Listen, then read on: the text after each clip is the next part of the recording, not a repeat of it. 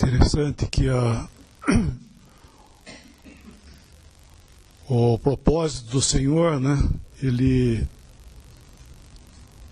não desiste. Né? O amor do Senhor, ele não desiste. Ainda que exista a dureza do homem, o Senhor não desiste e ele tem que usar muitas vezes circunstâncias, mas para chegar para a bênção. Então nós estamos vendo aqui que a desobediência aberta já, como os irmãos já estão vendo esse livro, né?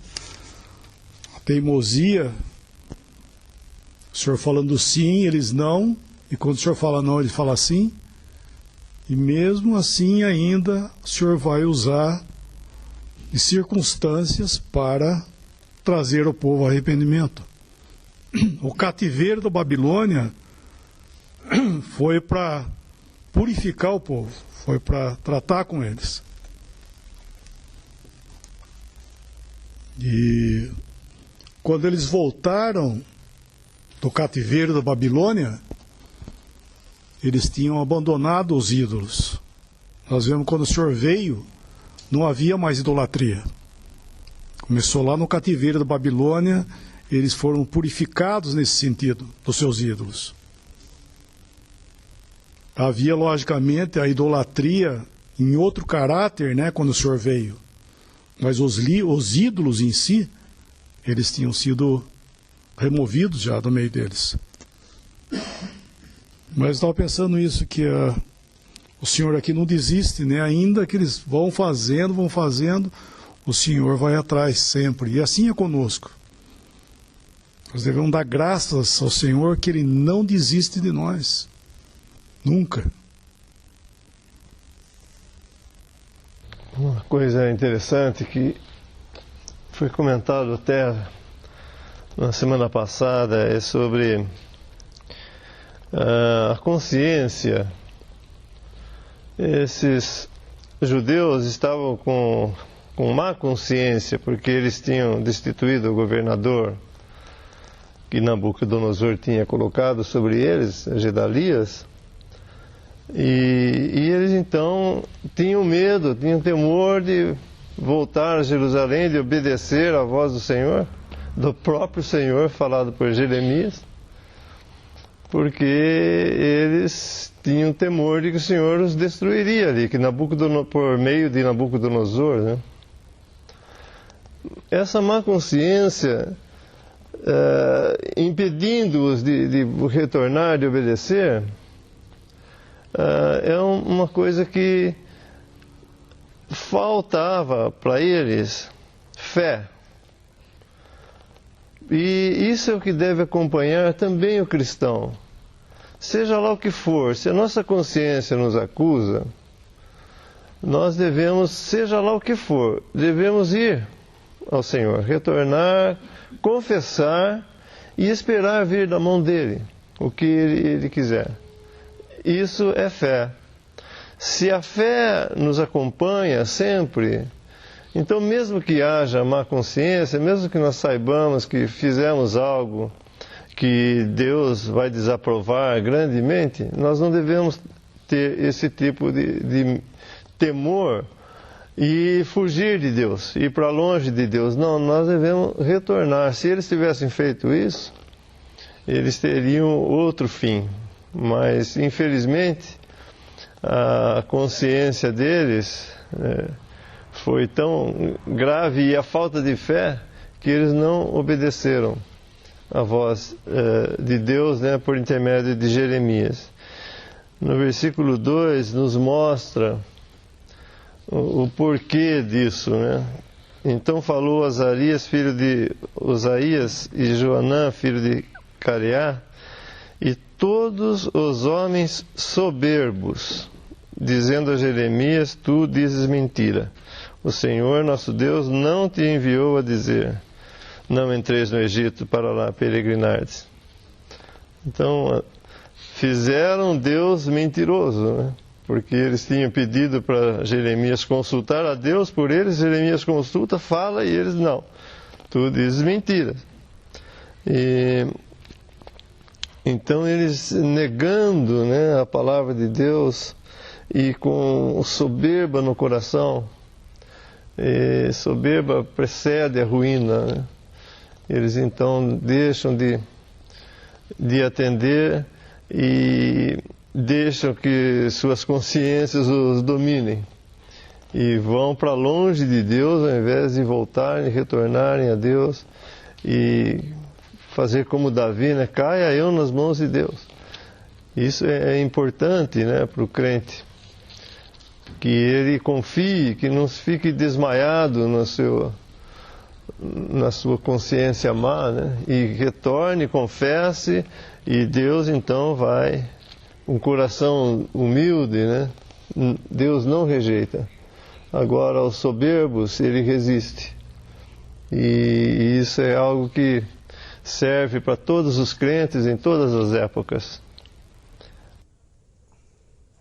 A lição mais difícil da gente aprender é que o lugar de refúgio é o Senhor. Aquela mulher que havia sido pega em flagrante adultério foi a única perdoada pelo Senhor, porque foi a única que ficou perto do Senhor. Nenhum dos outros recebeu perdão. Em todos os casos, nós vemos que é aqueles que recorrem ao Senhor é que recebem o perdão. E eu estava esses dias lendo alguma coisa sobre as cidades de refúgio, as 6 cidades de refúgio que foram estabelecidas quando o povo tomou a terra, para morar na terra de Israel.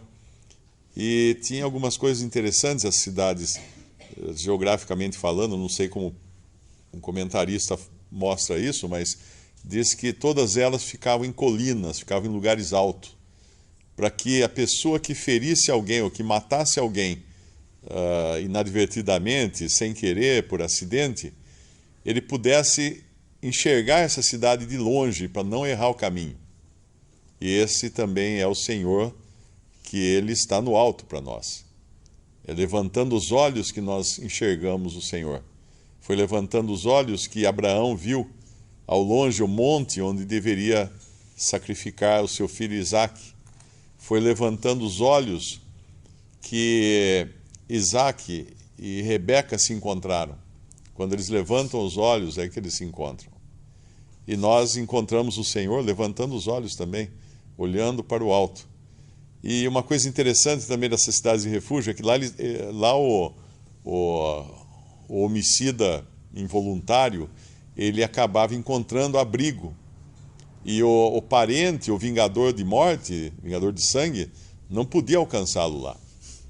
Porém, uma coisa que, se a gente se colocasse no lugar desse que praticou que causou uma morte inadvertidamente, o que nós faríamos? Digamos que eu deixei cair uma peça, uma ferramenta na cabeça de alguém e ele morreu. Bom, eu ficaria ali para tentar explicar, para conversar com a família, o que eu faria se eu vivesse naquele tempo? Eu tinha que correr. Eu tinha que correr para a primeira cidade de refúgio, eu não podia ficar, porque o vingador me alcançaria se eu não corresse. Então a primeira providência não era ficar nem no sentido contrário, mas era correr em direção à cidade de refúgio, porque o vingador do sangue poderia me pegar. E a gente se esquece disso, né? Nós somos bastante lerdos quando pecamos em corrermos para o Senhor. Nós ficamos esperando, dando voltas, tentando explicar o nosso pecado, tentando convencer que não foi bem assim, mas tinha que correr. E eu creio que uma vez eu li também algum comentário sobre a localização dessas cidades. Elas eram tão perfeitamente localizadas que qualquer israelita, em qualquer lugar da terra de Israel, conseguia alcançar uma cidade de refúgio numa caminhada possível, por exemplo, num sábado, sem transgredir a lei. Interessante essas observações que Deus deixou um lugar de refúgio. E para nós a cidade de refúgio é Cristo. Quem quiser ver mais sobre isso, é Números 35. É um dos capítulos que falam da cidade de refúgio. Tem outras passagens que falam também, mas Números 35 é onde é dada a lei das cidades de refúgio. Parece muita incoerência eles pedirem para Jeremias consultar o Senhor e depois achar que não, isso não foi o Senhor que falou.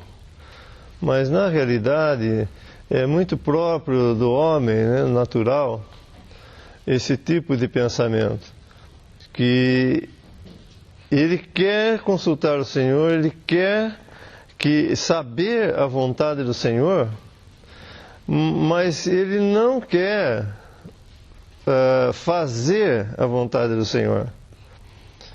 Ele faria a vontade do Senhor se o Senhor tivesse falado para ele fazer o que ele queria fazer. Porque já eles tinham determinado descer ao Egito, então gostariam de ter a bênção do Senhor para isso. Mas o Senhor falou ao contrário, então aí não, aí é mentira. E é sempre assim, né? Nossos planos, nossas intenções, às vezes muito boas até, né? E nós então fazemos e maquinamos, só que nós queremos a bênção do Senhor, mas primeiro nós fazemos nossos planos, depois nós consultamos o Senhor, o que muitas vezes dá errado, né? Porque infelizmente os nossos pensamentos não são os pensamentos do Senhor, e é por isso que aí no lugar de haver soberba, pelo menos se nós chegamos até aí, tá bom, fomos errados, erramos, mas se não houver soberba, se houver humildade, humilhação, nós vamos voltar ao Senhor e o Senhor vai nos guardar, né, vai nos tratar conforme a sua misericórdia. Porque nós temos visto, tanto em Isaías como aqui em Jeremias, que o Senhor castiga com medida. Sempre é com medida. Por isso que voltar ao Senhor e confessar é algo que todo crente deve fazer, porque realmente o Senhor tem misericórdia e cair nas mãos do Senhor é muito melhor do que qualquer inimigo, né? Portanto, a soberba, a obstinação, isso que tudo faz um crente ter que sofrer mais, passar por mais provas. E passar provas por desobediência é muito diferente do que passar provas por obediência.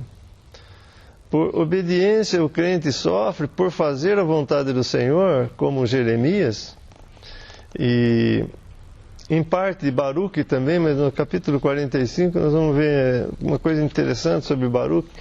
Mas Jeremias principalmente, ele estava sofrendo também, sendo provado, mas por obediência. E isso traz paz à consciência e tudo. Mas quando somos provados por desobediência, né, atribulados por desobediência, aí é diferente, a nossa consciência não está reta, né, perante o Senhor, e nós não somos felizes com isso. Mas devemos voltar ao Senhor, nunca fugir dele. A misericórdia, a graça que se adapta a cada situação nossa. O que a soberba não permite, né, que voltemos ao Senhor.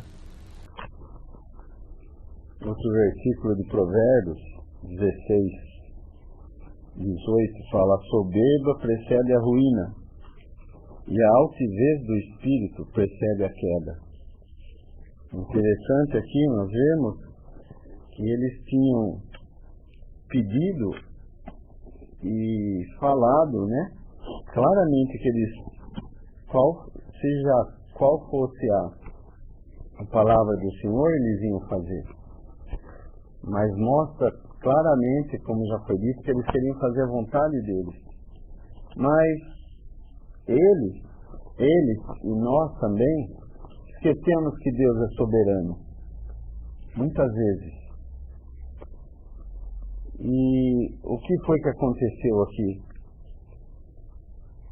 O Senhor, através de um servo que não era do seu povo, Nabucodonosor aqui, ele faz a sua obra que ele queria fazer, de destruir o Egito. Em Ezequiel, capítulo 29, uma profecia aqui contra o Egito, né? No versículo 3, fala e diz assim, diz o Senhor Jeová: Eis-me contra ti, ó Faraó, rei do Egito, grande dragão, que pousas no meio dos teus rios, e que dizes: o meu rio é meu, eu o fiz para mim. Mas eu porei anzóis em teus queixos, prenderei o peixe dos teus rios, as tuas escamas, e todo o peixe dos teus rios se pegará às tuas escamas. Versículo 6. E saberão todos os moradores do Egito que eu sou o Senhor, porque se tornaram um bordão de cana para a casa de Israel. Daí ele vai falando ainda, versículo 13, mas assim diz o Senhor Jeová, ao cabo de 40 anos, ajuntarei os egípcios dentre os povos, entre os quais foram espalhados, e removerei o cativeiro dos egípcios e os farei voltar à terra de Patros, à terra do seu comércio, e serão ali um reino baixo. Mais baixo se fará do que os outros reinos, e nunca mais se exalçará sobre as nações, porque os diminuirei para que não dominem sobre as nações. E não terá mais da casa de Israel a confiança para lhes trazer à lembrança a sua iniquidade, quando olharem para trás deles. Antes saberão que eu sou o Senhor Jeová. E sucedeu que no ano 27, no mês primeiro, no primeiro dia do mês, veio a minha palavra do Senhor dizendo: Filho do homem, Nabucodonosor, rei de Babilônia, fez com que os seus exércitos prestassem grande serviço contra Tiro. Contra a cabeça se tornou calva, toda a cabeça se tornou calva, e todo o ombro se estrou. E não houve paga de Tiro para ele, nem para o seu exército pelo serviço que prestou contra ela. Portanto, assim diz o Senhor Jeová: eis que eu darei a Nabucodonosor, rei de Babilônia, a terra do Egito, e levará a sua multidão, e tomará o seu despojo, e roubará a sua presa, e isto será a paga para o seu exército, por paga do seu trabalho, com que serviu contra ela, lhe dei a terra do Egito, visto que trabalharam por mim, diz o Senhor Jeová. Naquele dia farei brotar o poder da casa de Israel, e te darei abrimento da boca no meio deles, e saberão que eu sou o Senhor. Então nós vemos que Deus aqui exerce a sua soberania, mesmo quando o homem quer fazer a sua vontade e traça os seus planos. Uma vez um irmão falou assim: você quer dar risada de você? É só você contar para ele seus planos. Ou seja, tem até um provérbio também, se não me engano, que fala algo sobre isso, mas nós podemos pensar, querer, imaginar nossa vida, fazer os planos, mas quem dirige é Deus. E nós vemos que Ele faz, inclusive, tratando por causa da desobediência do seu povo, e nós sabemos que o Egito é um símbolo, né, do mundo, de idolatria, e ele não queria que seu povo fosse para lá. Então ele destrói, para que eles possam ver que ele era o soberano. Naquilo que eles depositavam, a esperança deles, o desejo deles, era aquilo que Deus iria destruir. Isso se nós também como um aviso, né? Uma luz. de aviso para nós, que muitas vezes colocamos nossas esperanças nesse mundo, nossos desejos, e sabemos já de antemão que Deus abomina o mundo.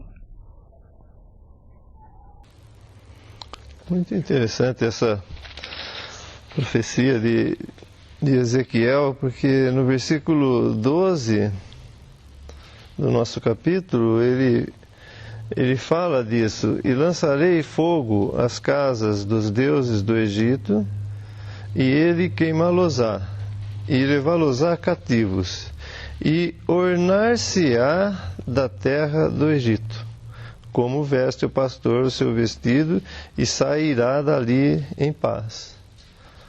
Tudo que era do Egito, Nabucodonosor ia levar para si, para a sua glória, para